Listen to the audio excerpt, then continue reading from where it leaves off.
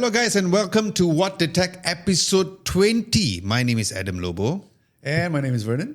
And since it's episode 20, we are planning to do a little special episode. An episode that is dedicated specifically for WWDC 2025, Vernon. Shouldn't we name it episode 26 then? That's true though, because, iOS 26. But yeah, I guess maybe we can fast forward because Apple's Vision OS went from number 2 to 26. Exactly. So that could be something very interesting. Anyway, for this particular episode, we are just going to have some real talk because the problem is that whenever a new release happens, we all excited, we have to get the news out as soon as possible. We don't take our time to digest. I'm sure that you had something that, at first you did not like, at first you like, and then eventually you'll be like, I don't like it, or I like it. So that's the purpose of us having this real talk, to actually have our proper uncensored reaction instead of just typically telling what's new. It gives us a proper way for us to express ourselves, to tell how we exactly feel, and we can have this discussion in the comment section below or in our YouTube community tab as well. That is one of the things. But before we start, the team knows this, but I just want everybody who is listening and everybody is like watching this video to understand, whenever it's an Apple event, especially WWDC, I don't sleep. Literally. So the story and the context is this, guys. We know that. I wake up at 8 a.m. The event is at 1 a.m. And I'm the kind of person whereby I don't like to be awakened later. So I will stay up until about 1 a.m. Event finished at 1 a.m. Event finished about 3 a.m. Then I script everything, start shooting about 4 or 5 a.m., start editing. It was 8:35 or 8:45. I managed to post 2 reels. So it's always the case. So guys, all I ask you is to support us and watch the videos, because every time when it comes to WWDC, especially when we are not there, that is the case. The time zone thing. Yeah, right? the time zone thing. And trying to get the releases out is a whole separate thing as well. So we have that as one of the main news, but we also have this very interesting segment called Who Asked for This? So who asked for this segment? Vernon asked for the segment. It's because behind the scenes, guys, we have certain tech news that we go like, who asked for this? Yeah. It's originated from Vernon. Vernon and Mo had this discussion behind the scenes, and it's like, it should include a segment about it. So we do have the Who's Asked for that for this, which is Xiaomi jumping OS, and also 2 new interesting tech from Suzuki. Oh yeah, we're going to be talking about that. But let's jump in straight into WWDC. Thankfully, here's the thing. I was low-key happy there was no hardware release. Low-key happy with no hardware release. Okay. Yeah. I know you were a bit disappointed. Not really, because in reality, I didn't actually expect a hardware release. Yeah. I mean, it would have been a nice thing to just cap it off. But maybe it's good to focus. The focus has to be on liquid glass. So that's one. Number 2, imagine if there was hardware release, means I think I won't sleep beyond 24 hours because there's so much to cover. Yeah. So I was low-key happy. I was like, oh, it's done. There's no one more thing. I was like, oh, Alhamdulillah. At least there's no extra stuff. Because I was editing and I was just sleeping off. I was like that. But honestly, even the software alone, there's so much to talk about. Yeah. Yeah. So that's the funny thing, right? I mean, that's the funny thing because it's like an oxymoron thing, because from one perspective, people are saying that there's not a lot of things to update about. But from our perspective, there is a lot of things to talk about. There's a lot of things that has been updated. I guess humans or individuals, they always think about physical differences a little more than software differences. But to be honest and to be fair, there have been significant updates when it comes to the releases. Yeah. So, Vernon, first talk to us about your impression, your reaction at first, and then what's your current state of mind. I think that's very important because, like I said, when he first announced, you go like meh, or maybe first announced wow, and then as the dust settles in, you have a different idea about it. Talk to us about liquid glass interface, the brand new interface since iOS 7. Yeah. I think the important thing was that we talked about this update.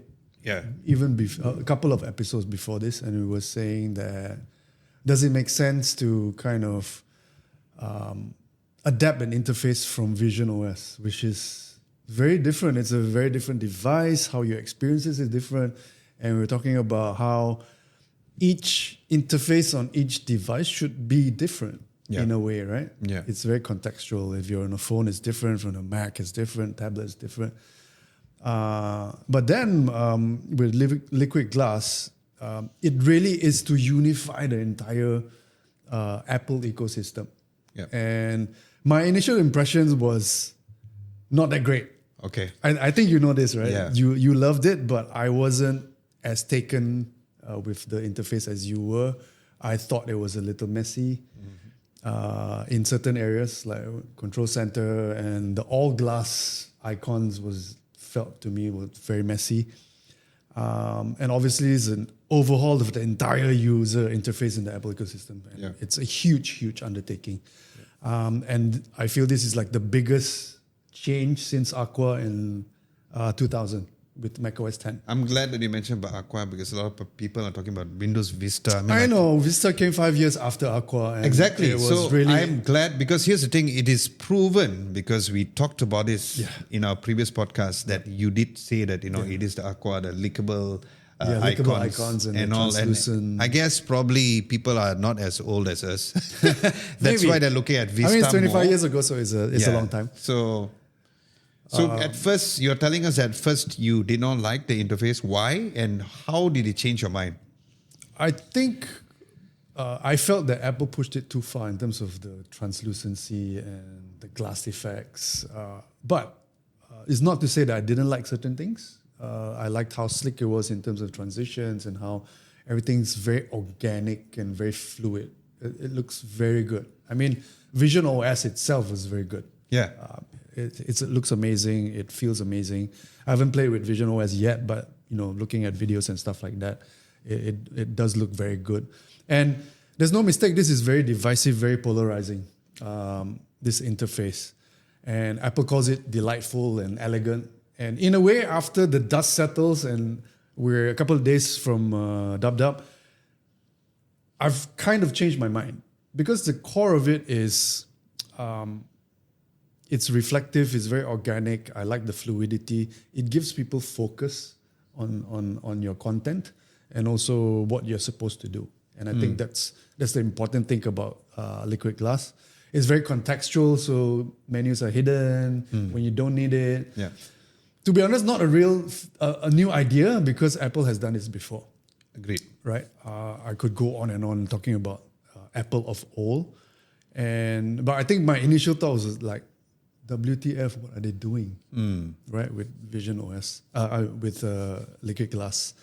And my opinion now is that I feel that it is a stepping stone to the future. So Apple's literally setting us up for what's to come, right? And I feel that it's going to be a world where every surface is going to be an interface. Everything can be touched. It could be a glass. Oh, that's a very good point. That's nice. Glass. I mean, it's already been done in certain areas. Your fridge has a screen on it. You can touch. A door can have a touch interface. Your car window could have a touch interface in the future, right? You never know. And it's also a world where the main device isn't our phones anymore. So Apple's doing that for us right now. And if you look further a bit in the future. And the feedback about the all glass icons and control center, I think I had the same kind of impressions at first, but then you realize, hey, this is developer beta. And we shouldn't be judging it like the finished product because it isn't one. And a lot of the reviewers out there and people who are commenting, they're not developers. Yeah. Why are they reviewing a developer beta? It is good anyway because they are making it a meme or they're asking like who asked for this. Exactly. It makes the people behind the scenes to take those feedback because one of the things where Apple they don't usually do this, we'll talk about it later, is the Apple's Photos app, Remember, like they had a tab bar and then they removed it for Yeah. iOS 18 Yeah. and then they brought it back again. Yeah. Why? Because everybody was complaining about it. Yeah. Now they brought it back. So we'll talk about the Photos app later on. But the to your feedback is point- very important. Yeah, to your point, the developer beta, when we're in a developer beta, there is a feedback loop Yeah. for for users to feedback to developers, and also developers when they test, they'll be able to do a feedback loop. And I guess in a way, I'm just saying that hold up for the public beta if you really want to review it proper, because right now it's a very reactionary, very knee-jerk reaction to the what's out there, and Apple still has time to fix things. Yeah. It's still WIP, and I feel that it's not right to judge so much per se at this point in time. Let's wait for public beta. It's coming out in fall, the official release. I can't wait for it. The funny story was earlier today that I told you that my iPad decided to go crazy on me. All the icons disappeared for some reason when I powered it up. And I was going to bring it for the podcast today, but I'm using my Mac now because it's completely gone bonkers. But I am installing developer beta. Okay. It was running 18.5. Okay. Installing developer beta, and we'll talk a little bit more about iPadOS. I think for me was the biggest release. Yep. One thing I wanted to talk about was that modern Apple is different from the Apple of old, 80s, 90s, early 2000s. I think in those days, Apple was pretty much the UI UX expert, right? They had human interface design guidelines that people look up to and refer to when they develop an interface. And what they say and did was literally like the gospel, right? Yeah. When they signify or indicate that a drop-down menu should be dropped down from top to bottom and not pop up, bottom to up, or what happens when the button is pressed. Things like that they defined. And Apple before curated the best features and delivered it to a customer. So when you use it, you use the best of what Apple thinks is the best for the customer. Right? But the new Apple is a bit different. New Apple is, we'll design this and we'll give you some options. And then it's up to you, my friend, my user, to use however you want it to. Okay. Since you want to come from the Android space where everything needs to be customizable and personalized, we're going to give you the option. Even though you as a user don't have taste, it's okay. But if it's ugly, that's up to you. Yeah. Right? It's not up to Apple, right? Yes. And I think that's modern day Apple, I feel. And it's kind of the same as what is being done with Liquid Glass. They're giving you a great interface, I feel, on the base, but also options like crystal glass, completely, all translucent icons. That's up to you to want to do it. Or color-coded icons that happen in iOS 18, which I hated because some just look plain ugly. Some users, well, not Apple's fault, I guess. Again, it transferred that responsibility to you as a user. And at base level, I feel the UI UX is still beautiful, it's sleek, it's fluid, and the way it should be. Yeah. Okay. Apple's always been the trendsetter when it comes to things. As usual, once the WWDC was done, as soon as WWDC was done, I immediately went online and of course we check other creators' videos. So Arun Maini says that he feels that the liquid glass is going to be one of the things that other brands won't copy. Do you agree with what he says? Won't or will? Won't copy. I don't agree. I also don't agree. I don't agree. Because every brand follows them. Whether it's good or not good. Even now you see on the Android space where they say, hey, look, I came out with a theme that resembles liquid glass. Yeah. I mean, it's going to be copied. Yeah. Whether or not it's widely accepted, the fact that Apple did it first, eventually that's going to happen. I mean, make no mistake, it's going Maybe to be not a trend. everybody, but eventually they're going to do that. Something like the dynamic island. When the dynamic island was first introduced, everybody said, oh my God, look at the ugly notch. Why are you embracing the notch? Eventually, there were Android companies who did it, right? Yeah, I you agree. all know who exactly it is. I agree. So, thank you for a very extensive feedback on liquid glass. For me, it's just two things, right? What do you like about it? I like how, when you... So Lihud install the beta because I never do it on my phone. Like They're never. not on a daily phone. Yeah, not on a daily phone. So Lihud daily drives both an Android and an iPhone. So he couldn't wait and he did it. So I saw the presentation on how when they have the liquid glass and they had that angle, when you turn around the angle, it's not so obvious, but I love it. The 3D look, The right? 3D look of not the picture 3D What do you look. get from So it's the like, Apple Watch? so it's like, when you just slightly tilt the screen, it looks like as though you are shooting a video where there is a light shining and it's following. I love that part. The idea of the all clear screen, we purposely tested on a darker background and also on a bright. It works better on a darker background, obviously. But what's interesting is that I like how it reacts to certain elements of the background. So, for example, when Lihud put his wallpaper of him and his wife, he was wearing white, but his Sonko was black color. And when you move the icons, as the icons move towards the Sonko area, it really reacted to that. The physics are crazy. Something that it's not like, I'm just going to make it clear. It's not. It's not only clear, but the glass surface thing is very interesting. And I love the fact that you mentioned about how Apple is actually looking forward to the future of interfaces, because I didn't think about it. So I guess I'm glad that we're having this kind of podcast to actually have this talk, because you're right. Preparing that is actually very good. I've always liked a very clean interface.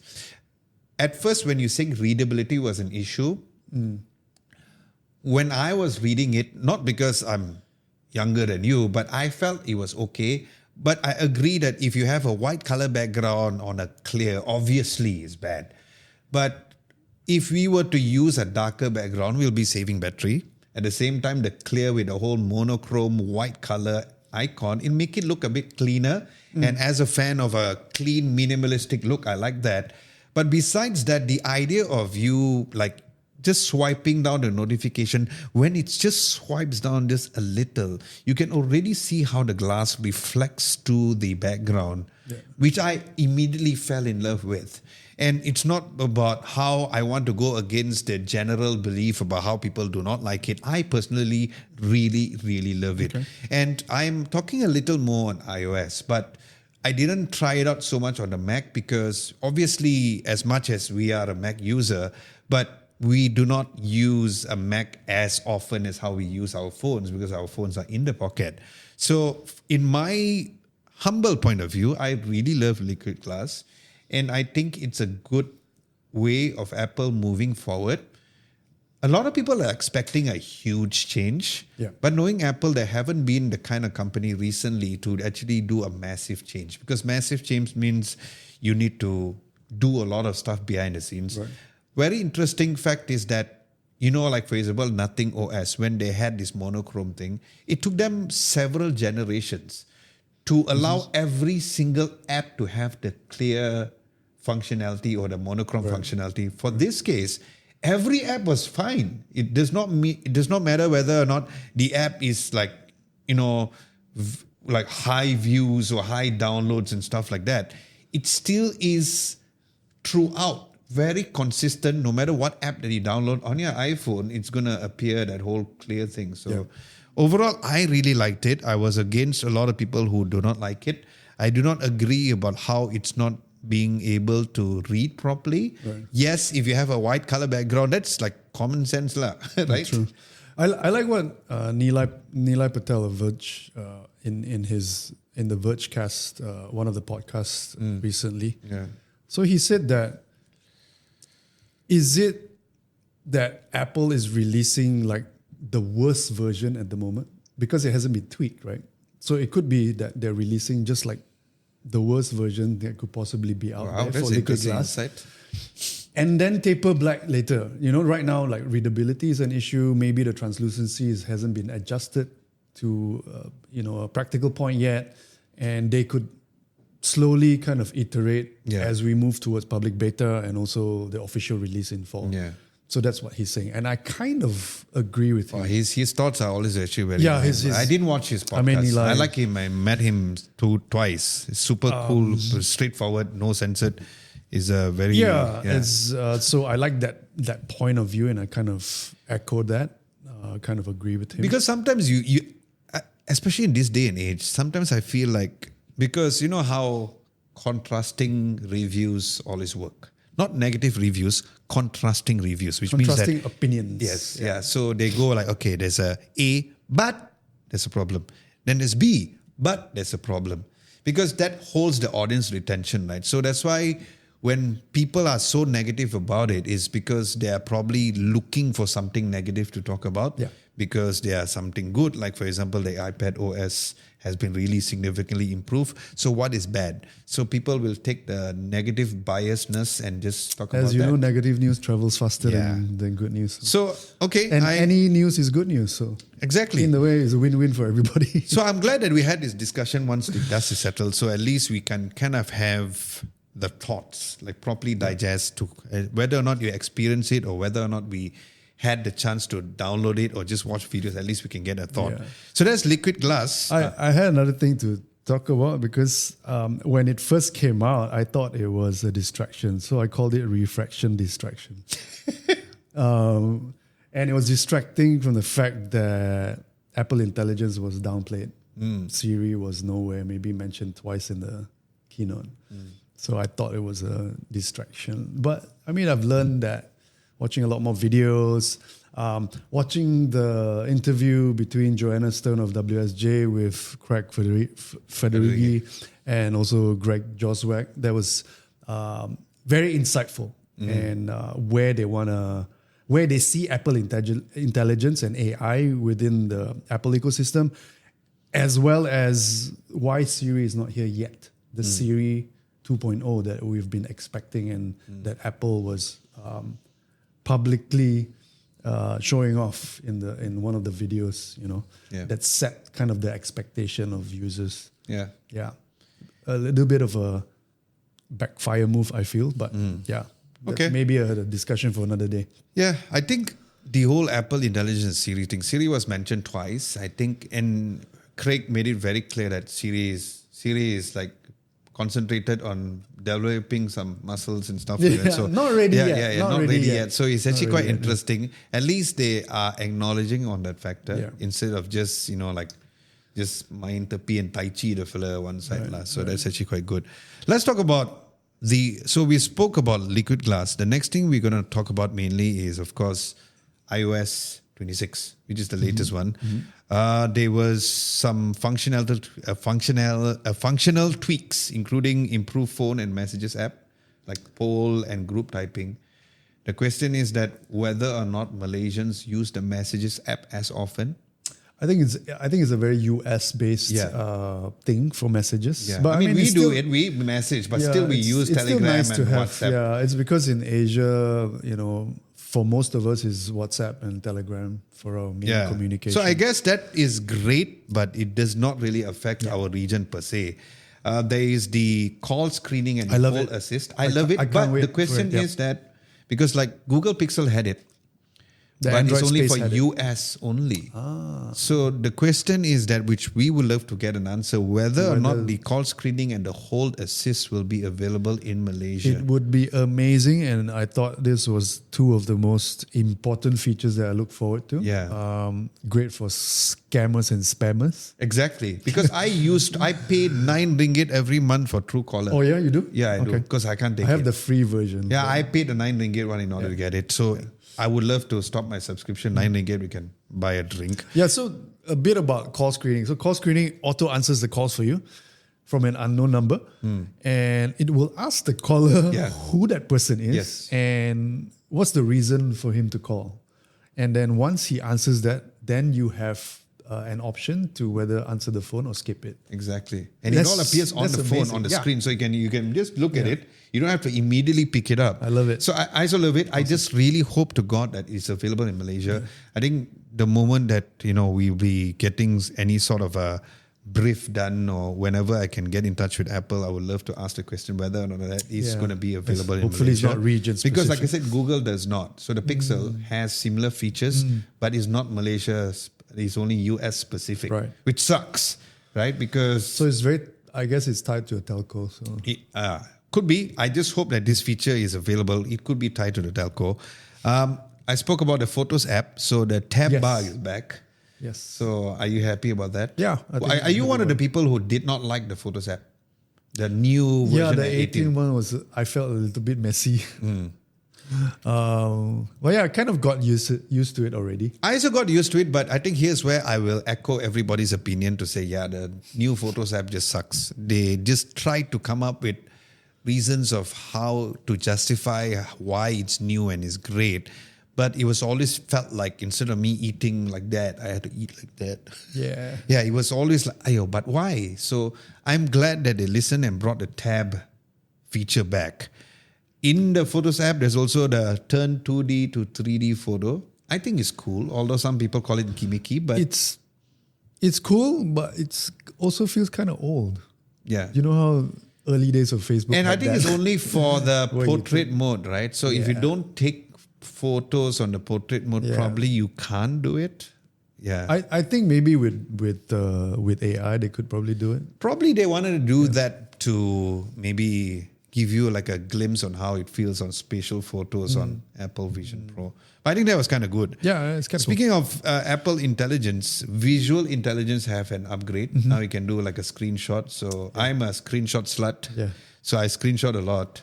Yeah, instead of in Android where you circle to search, right? So, this one just snapshot. Yeah, you can snapshot and then you can see a screen. My favorite one is dates for event invites.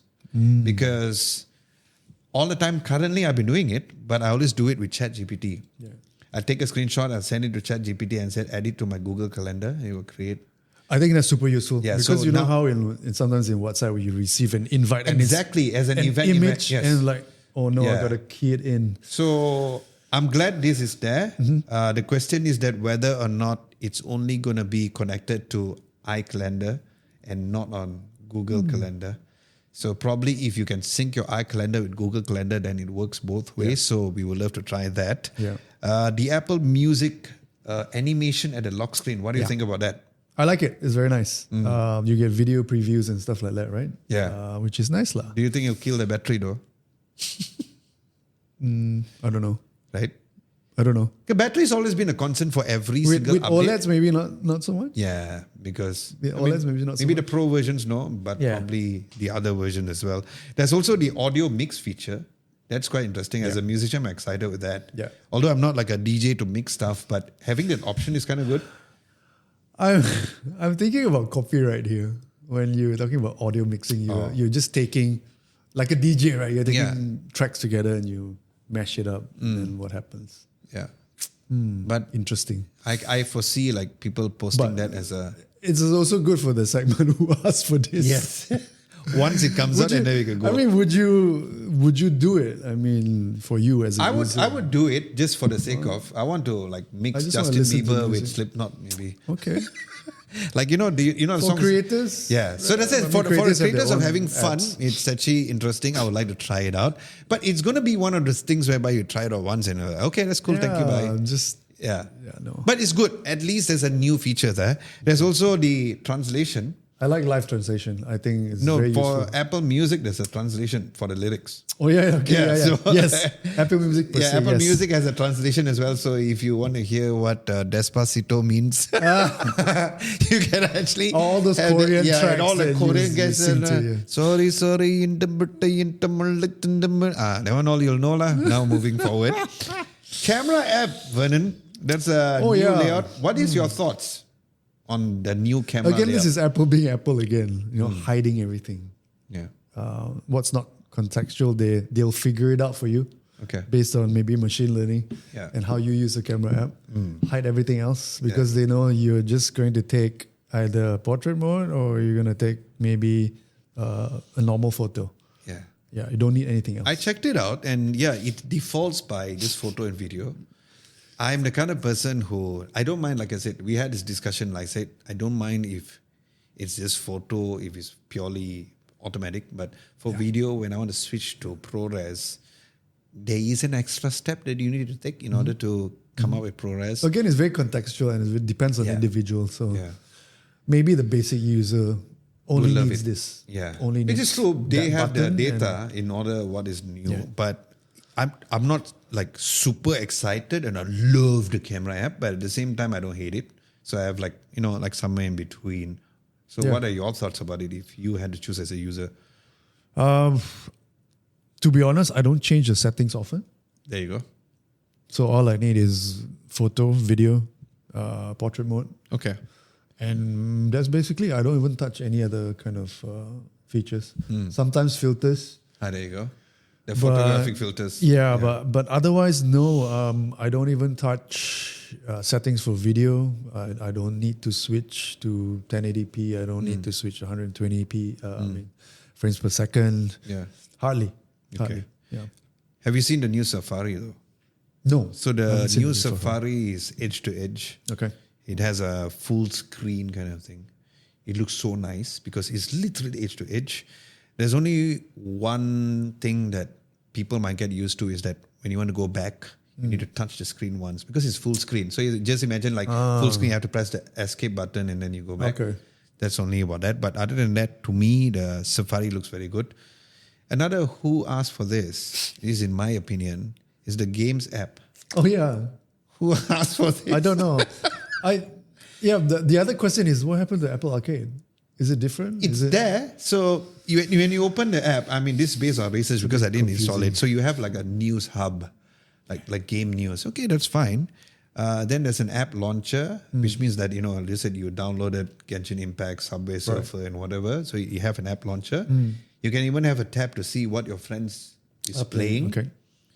But did anybody ask for this? No. That's the question. But I did ask for Apple Games updates. Remember? Yeah. So why has games been gaming Yeah. segment has been so quiet and Apple hasn't put much focus in it. But there you go, Games app. Okay. You look impressed. Yeah. I mean, You look very impressed. maybe because I'm not a huge gamer, but I didn't feel it's necessary. Okay. I feel like they should have concentrate their focus on other areas. But I guess it could be something that is working for Apple. watchOS 26. Not a lot. Not a lot, yeah. But there are not a lot of three main updates. things that I would love to get your opinion on. Number one is the wrist flick. Yeah. Do you find yourself going to be using that No. without punching somebody? No. Okay. I think I'll use it. It's like, who's calling? Yeah.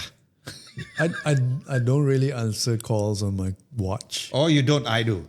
Yeah. A lot. Because my Occasionally, phone is but like...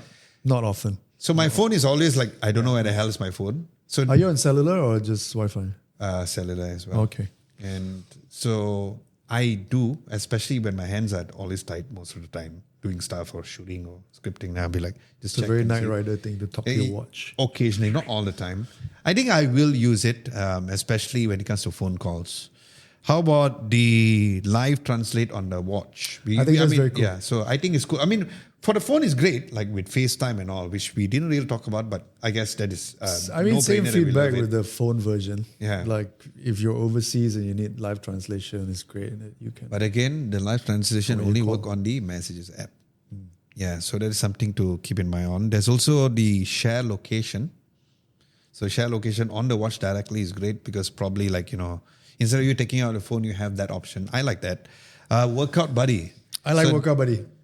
I also like Workout Buddy. It's good to have Why a coach. is people shitting on Workout Buddy? I don't know. Everybody's like, oh my God, Really? it's cringe. I'm like, no. Why is it cringe? Again, Arun Maini. I know him as a friend, but It's like, bro, you're it's nice too to have a negative. coach. It's nice to have a coach that pep I know. talks you all So the time, right? Huawei watches does that. Workout started.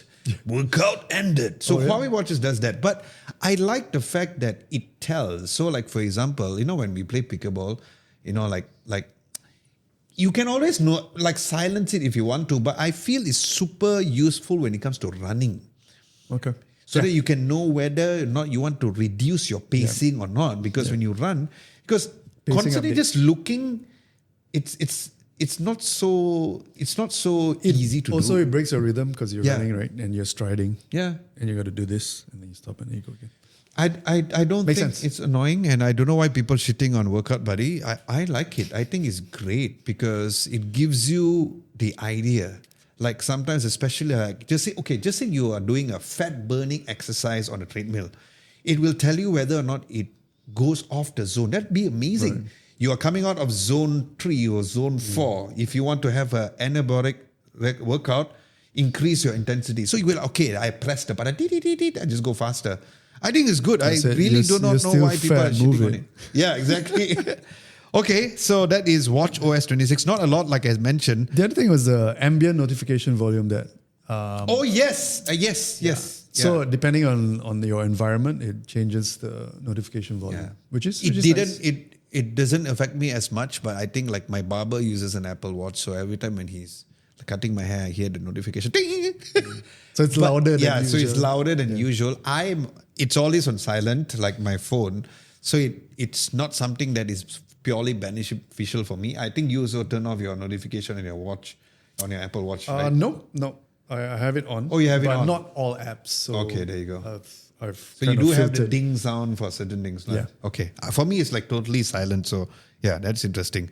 Going to macOS 26, I feel like the liquid glass over here, it's not so prominent like how it is on the iPhone. A little bit more subtle, but I mean, I guess is it just me or it feels a little subtle? No, I think it's a bit more refined. It's a refinement, is an evolution. Yeah. Not a huge kind of like a big change. But I think what changes is, the features and some of the apps. So speaking of features, Spotlight app has like kena steroids, right? For me, it's the biggest change. Oh my Spotlight. God. It's so we talk about how Apple Intelligence is not doing a very good job and all. But there's other agree areas, with that statement. Yeah, because there's other areas where, while it's not directly related to Apple Intelligence, but things like Spotlight app, letting you to do commands on Spotlight, isn't that intelligence at its best? Yeah, it's really good. I think it's the biggest update, and it transforms Spotlight not just as like a global search tool, but it becomes like a powerful action hub where you can even run scripts over it and stuff like that. Because even previously I used to do calculation on the Spotlight app. Yeah. Like I used to just do small, easy calculations over there, which has been great. And knowing the fact that you can remove an image from a background all directly on Spotlight and having like certain quick actions, that's actually very, very the good. quick actions part is really we are definitely, useful. as Mac users, we are excited with that. They came up with a very cute update, folder customization with colors and icons. Yeah. As a person who uses the tag a lot, I don't know whether, do you use the tag? I don't use tags, I do use colors. The color tags. You know the color tags? Because when I sort my smartphone reviews, all the pictures, I put like, okay, red is main camera lens, blue is ultra wide lens. I think the folder colors, not a huge wow, but that's kind of good. The phone app is coming. Yeah, so the phone app is coming directly to the Mac, which is great. We have the games app here on the Mac too. And Notes, which I use a lot, gets the markdown import and export, which is correct. Nice. Yeah. And you can also capture phone app conversations into like an audio recording, which is also you can get the live notification on a Mac.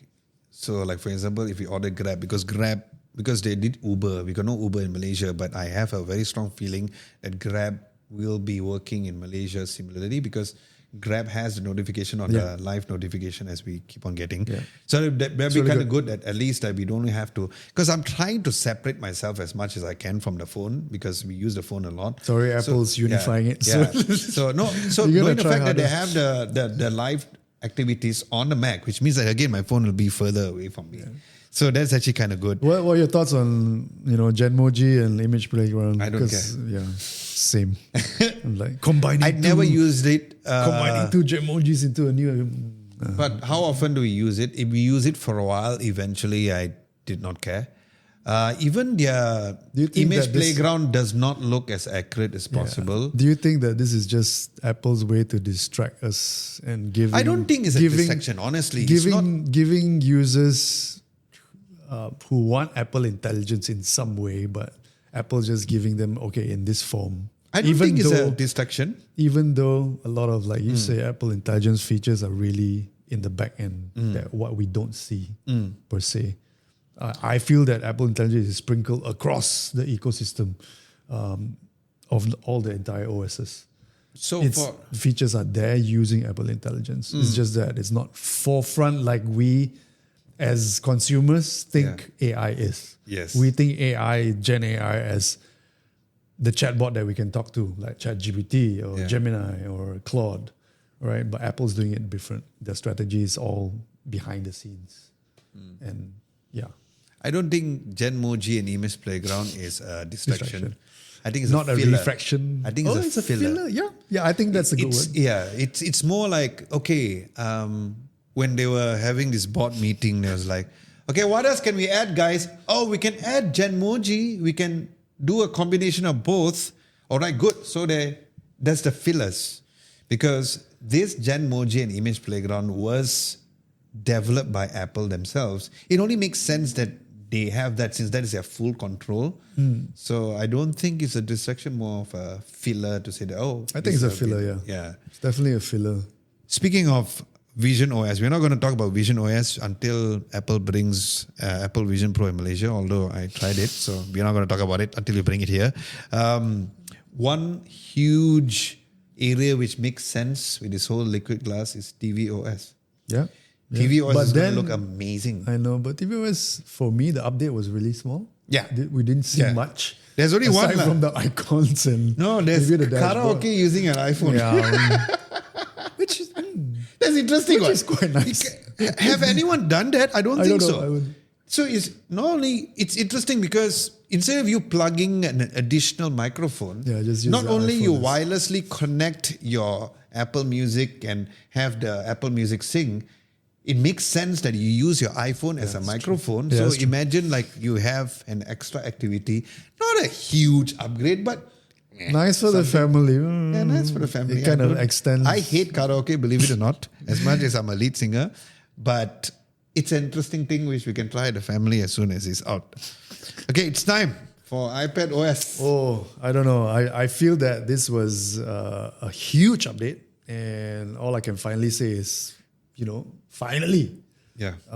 We've got iPadOS very much closer to macOS in terms of productivity, window management, file management. I think there's a lot of improvement. Yeah. The windowing system looks really good, very fluid. Yeah. And we're getting closer to a touchscreen macOS. And I can't wait to play with it on my iPad when it's running. Right now it's not.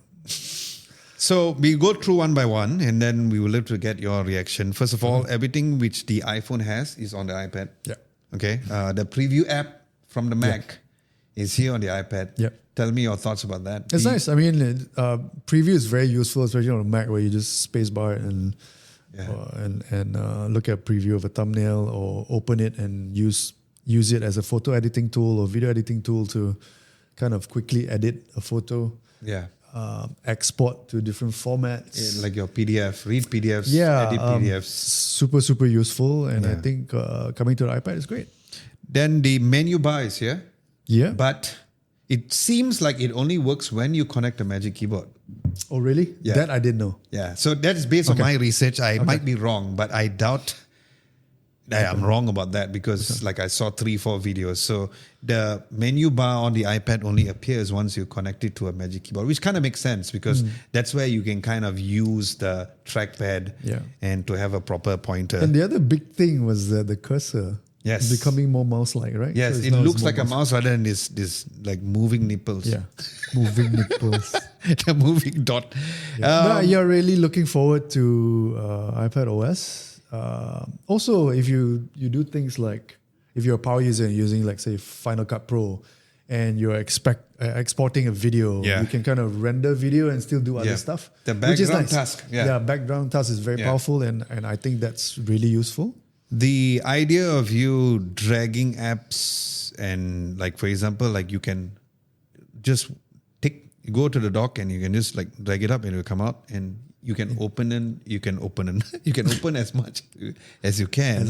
And then you can also like have that tree dotted there towards the left where you can actually, minimize, close and multitask. That I think is a huge thing. What is your thoughts about that? Yeah, I think the Windows system is really good. Can't wait to try it out. Looks very fluid to me. The file management, the Files app also has some different additions. Like for example, you can drag the columns to make it wider, smaller. You can have your sort, like view sorting, like sort by file name. Previously, the Files app did not have that. So currently that will be included in the new iPadOS. Yeah, super positive on that. I can't wait to try that out. There's as well. the audio input selector. So I don't know why that Apple presented this in iPadOS, because it's using the AirPods where you can start and stop recording with the AirPods. Right. I don't know why they put it within there. I don't know whether it's because it only works if you use an iPad, or does the audio input selector works if you use an iPhone. Interesting. I don't know. Yeah, so when they did the presentation and they mentioned about that, I'm like, why did they make it under iPad? Is it because it's only available for the iPad? We do not know. And yeah, you mentioned about background task. Background task does not really affect me because I don't edit videos as much on the iPad. I think people who do like CapCut or Final Cut Pro on the iPad or even DaVinci Resolve, probably that could be great. But yeah, all in all, I think it's fair to say that both of us agree that iPadOS has the best update in probably a decade. Yeah, I feel so. Yeah. Do you think that now people will buy an iPad more than a Mac, or you still feel like there's a separate audience for both? I think it's a separate audience, but I think it will appeal to people who are kind of on the fence. Yeah. And maybe they want to buy just one device, Okay. right? Maybe they don't have a MacBook. Nice. And yeah, I think that could be an option for those guys. For me, sometimes I just don't feel like bringing a MacBook with me. I just want to do work on my iPad Pro.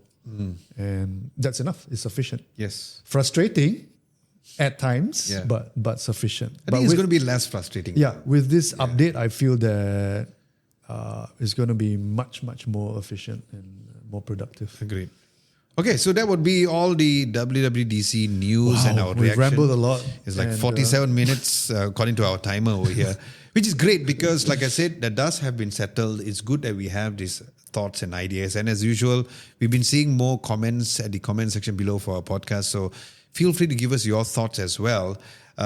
We also have our very special segment before we go into our community segment. Our news segment. And the new segment is called Who Asked for This? Do you have like a fancy title? Yeah, we'll try to do that in the future. Who asked for this? Vernon's face there with the whole water tag. We'll ask Mo to help to design that. That face. Okay, so the first question, Vernon. Xiaomi is jumping to HyperOS 26 instead of version 3. Are you? Who asked for this? Nobody. Nobody asked for it. Probably the marketing exec in Xiaomi saying, I think we could get some views if we change to 26. Now, this is going to be followed by everybody else. It's like nothing OS is going to do it also. You watch lah. To be honest, in essence, is not a big deal. It's not. But it's so obvious that but you're it's following. very obvious that you're following, yeah. So it's like how they said liquid glass, no one's going to follow. You watch lah. We will have, what's the date today? June 13, 2025. We said it here in the podcast. It's just Xiaomi jumping on the hype train, and I think it's an easy way out because then Xiaomi doesn't have to justify the naming change because Apple already did it for them. Yeah. So yeah, easy peasy. Nobody asked for it, Xiaomi, just so you all know, yeah? Then, something that, I don't know who asked for this. Suzuki, remember them? They have come up with not one, but two very interesting robots. One is Kolio, yeah. which is a quad robotic vehicle that blends motorcycle mechanics with an animal-like movement, designed to handle through tough terrains using crazy hydrogen power. Yeah. Okay. It's powered by a 150cc hydrogen engine, so they're saving the environment, which is great. We'll get Lihu to put some B-roll on how it looks. It looks like, if... Looks a bit like Thundercats, right? It's like Tom Cruise comes back and... If he comes, he says his final movie, but I doubt it. It'll be Final Reckoning 2. The final one. Mission Impossible. Yeah. And I can see him riding on this, but... But okay, before we go into Walk, who asked for this, Vernon? I think the future asked for this. I think this Kolio thing just comes straight out of sci-fi. I thought it would look really cool, and I think it's very like a useful. Black Mirror episode. I know, man. but it's so. I find it really cool. I think the legs, multi-terrain, so useful for rescue missions. So useful for if you need to hike up a mountain and you have mobility issues. Fantastic. I think I'm hoping that it's not a concept. I'm hoping that it's for real, and I want one right now. Oh wow. Yeah. I think it's useless. I think and Mokba as well. That's more. Yeah, so we'll talk about it's Mokba soon. I don't want to go Collio. No, really, Collio. I'm all for it. I think it's really cool. Yeah, but it's going to be one of those things whereby it's just going to sit in your house. If you ever buy, if just say you're a billionaire, not if you have a house like in the mountains or in the desert and jungle. It's multi-terrain. But which year do you think they're going to adapt this? I hope soon. Seriously, I do. I'm imagining Vernon on it. It's so cool, man. I'll promise I post it on IG stories for you. Okay lah. If I write. So that's Collio. Sounds like scoliosis. Okay. The next one is Mokba. It's not mukbang, huh? Yeah, it's so mukbang. I don't like the name, but yeah. Yeah, so this is a little more, modular. I would say, usable because this mokba by Suzuki is built for cities. You can ride it on 4 jointed robotic legs. It has wheels. Yeah, you can climb staircase, which is good for after a heavy pickleball session. Yes. Because you can climb staircase and come down staircase. This one I would use. Or if you go Batu Caves and have, you went up 1,000 steps and the next day you can't really walk, you can use this to come down. That's a good point though. Yeah. Check it out. It has 80 kilometers of range and it goes to 32 kilometers per hour. That's pretty quick. That's pretty good. Bad. Yeah. This one I'll have at home, bro. Yeah. Yeah, again, it's great for the mobility challenge if you have problems I like the idea of moving climbing about. stairs. This is great. Also, I think great for delivery services and stuff like that. Okay, so for this, who asked for it? I guess we asked for it. Yeah, it's the future. Both of them, I'm straight up, 100%. Lovely. Okay, so that is our segment for who asked for this. If you have any interesting news where you'll be like, huh? Please put it at the comment section below at this particular video. Community segment goes back to WWDC. Site asks which of the announcement has gotten you more interested about WWDC. We do have the poll over here, and the poll suggests that the highest poll is the new softwares. The least favorite among the voters are the new features for messages. No surprises. No surprises because, like I said, the adoption of using messages in Malaysia is not so high. Yeah. Apple Intelligent improvements, again, we had this discussion to say that, it's probably something which is probably not obvious. And liquid glass software design. So at least that went number 2. So to just close up this particular vote, and of course we see the comments, everybody said nothing. Everybody said nothing. Yeah, like Adam Shayaya says, to be honest, nothing. So again, some people are probably they are not tech. Yeah, maybe they said nothing because it's not so obvious. But if you really dig deep, like what we discussed earlier, there's a lot. Fist says sometime summary of it. I don't know what he meant by that. NASA Day says honestly it was a bit meh for me, but if I were to pick, it would be a liquid glass thing. Don't really like it personally, but it's different than what we've seen before. So props to Apple for that. So what is your conclusion on this particular? Why do you think that people are? I mean, I know WWDC is more software, but do you feel like this makes sense? Yeah, kind of makes sense. People, I guess, are excited about iOS, iPad, and macOS per se. Yeah, so I guess there's not much to discuss about this particular question. So Said, come up with better questions. Huh? So yeah, I guess that would be for that particular community questions. And again, guys, Said usually post up the community questions on Tuesdays. So stand by and check out our community tab and do give us your reviews and your answers accordingly to this. We are going to be closing up with the video releases recap. By the time you watch this video yesterday, we have already released the video review of the Galaxy Ring versus the Whoop Band. Nice, go watch that. Make sure to watch that because we want to help you make a purchase decision whether or not it is a good of a fitness tracker, which areas that it is better than the Whoop. So that'll be actually quite interesting. On Sunday, hopefully, God willing, we'll be releasing one of the most anticipated videos that a lot of people ask. Interestingly enough, before we tell you what video it is, earlier we had a conversation with Lihud and he was like, why isn't any people doing as much, especially locally, doing comparison videos? We are still doing comparison videos because we need to help you make a purchase decision. We are doing a video review or a comparison between the Poco F6 Pro versus the F7 Pro, whether or not it's worth it, because there are certain situations whereby one generation upgrade is not so much. Yeah, but more iterative. Yeah, but I think this time around you might want to pay attention to the Poco F7 Pro because it's not like very tiny upgrades. For the first time ever, one generation, the upgrades is quite significant, but it depends on which area that it matters the most. So that would be for the upcoming video teasers. Next week, I'll be heading to Bangkok, going for a Samsung AI event. So we won't be having our podcast next week. Nice. But of course, once we're back, we'll be having more discussion about tech. So with that, we'd like to say thank you so much for watching and listening as well, especially for all the audio platforms. And if you guys have any other questions or anything that you want us to discuss, do let us know in the comment section below. With that, we'd like to say bye-bye. My name is Adam Lobo. My name is Vernon, signing off. See you in the next one. Bye-bye.